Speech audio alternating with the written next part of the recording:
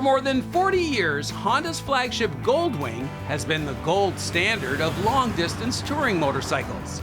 For years, the luxury touring segment has been defined by the wing's couch-like comfort, huge helmet-swallowing storage capacity, and tanker-like fuel range. And over those 4 decades, Honda has never sat on its laurels, as we've observed no fewer than 5 complete overhauls. Then in 2018, with much fanfare, Honda launched the 6th generation Goldwing, a completely redesigned touring machine that was a mind-blowing 41 kilograms lighter than its predecessor. It was more visibly aerodynamic and compact, and dare I say it, sportier than any Goldwing I could have imagined. Externally, the new wing also sported a futuristic double wishbone front suspension unit, LED lighting, and a mobile-friendly infotainment center.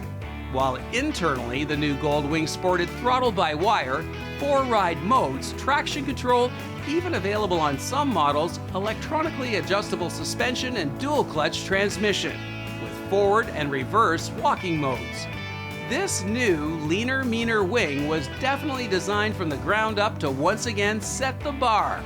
So now, less than 2 years later, what does Honda do? Just sit on its laurels and change the wing's paint schemes and graphics? Nope.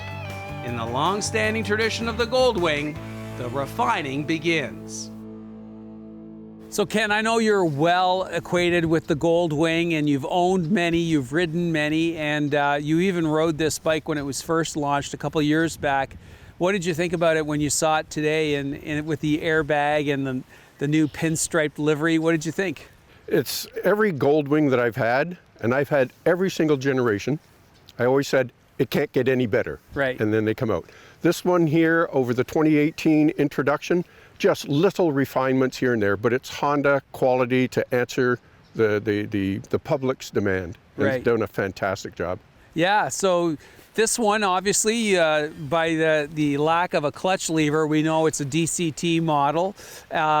What did you think? You fired it up and off you went. What was your first thought?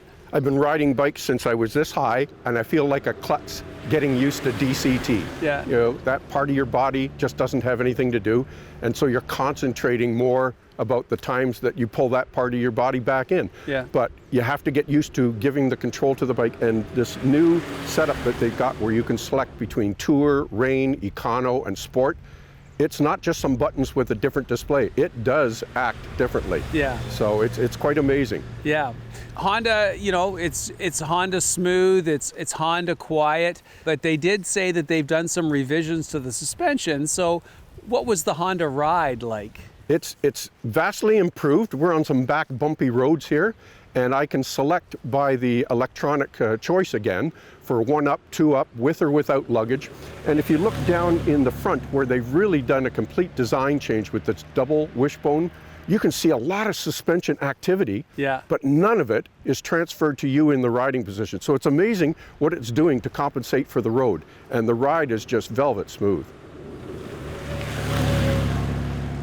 Then there's the whole instrumentation and the new screen and all that. How was that for you in terms of information and using that?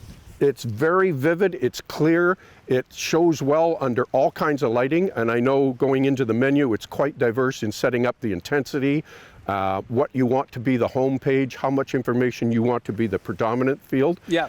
In amongst everything else, I'm supposed to be out and enjoying the ride. There's a ton of information there about how the bike is performing or how you'd like to customize it, but it's well versed and allows you to do it from either on the central control, or your thumb is very, very busy figuring out a whole bunch of new menu selections it has to do.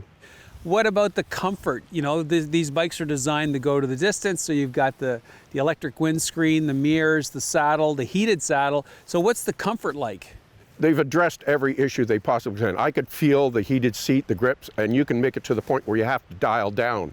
Usually any kind of a heated seat, heated grip through history has been, it's a novelty, but could never be as warm as you wanted it to be. They've addressed that fantastically. The windshield, although the whole fairing has been completely redesigned from previous wings, I felt like there wasn't going to be the protection, but the ergonomics and the power windshield, the fact that you're sitting closer now because of all these design changes gave me fantastic coverage that I really wasn't expecting. It's addressed some of the issues for the passengers by changing the rear grip rails. Yep. That was a topic of discussion. They've fixed that. Yeah. There was little ambiguities in the trunk area that weren't opening properly. They've corrected that. Right. So they've been listening to the owners, and they've done a beautiful job. Not a huge difference from somebody that would have a 2018 or 19, but little refinements that they would have to decide for themselves. We know 2018 was the relaunch. Everything is lighter, everything is tighter. So what do you think now after they've tweaked it? What are your final thoughts on the wing for 2020?